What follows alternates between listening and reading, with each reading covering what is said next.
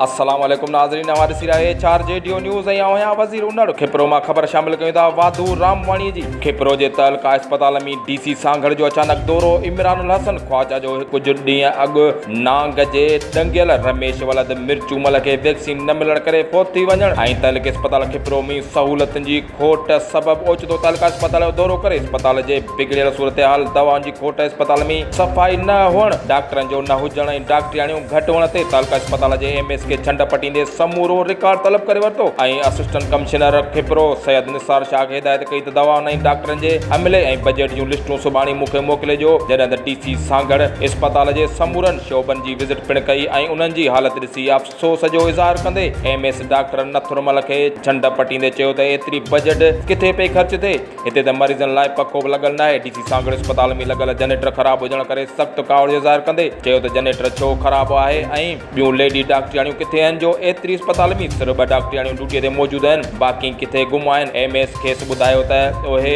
Deportation ते वियल आहिनि ऐं पघार हितां खणनि थियूं। ॿिए पासे डीसी सांगड़ इमरानुल हसन ख्वाजा, एसी खिपरो निसार शाह ऐं मुख्तियारकार अकरम कुंबर खे छंड पटे ओ चयो त तव्हांखे एयर कंडीशन कमरनि मां ॿाहिरि निकिरी हिते जे माण्हुनि जी ख़िदमत करणु घुर्जे ऐं तव्हांखे पंहिंजा व्हाट्सअप नंबर हिते जे आवाम लाइ आम करणु घुर्जनि। हिन चयो त मुंहिंजो पहिरियों दौरो प्यार वारो आहे ऐं बर्दाश्त थो करियां, आईंदा का शिकायत आई त मुंहिंजी बर्दाश्त खां ॿाहिरि हूंदी। ॿिए पासे खिपरो पुलिस डीसीअ जे अचण जो ॿुधी कोरोना खां बचाव लाइ जारी कयल SOPs ते अमल करण लाइ शहरनि मथां ऋण ॿारे ॾिनो। A4 जेडियो न्यूज़ में फ़िलहाल एतिरो ई। वधीक ख़बरुनि अपडेट्स लाइ ॾिसंदा रहो A4 जेडियो न्यूज़।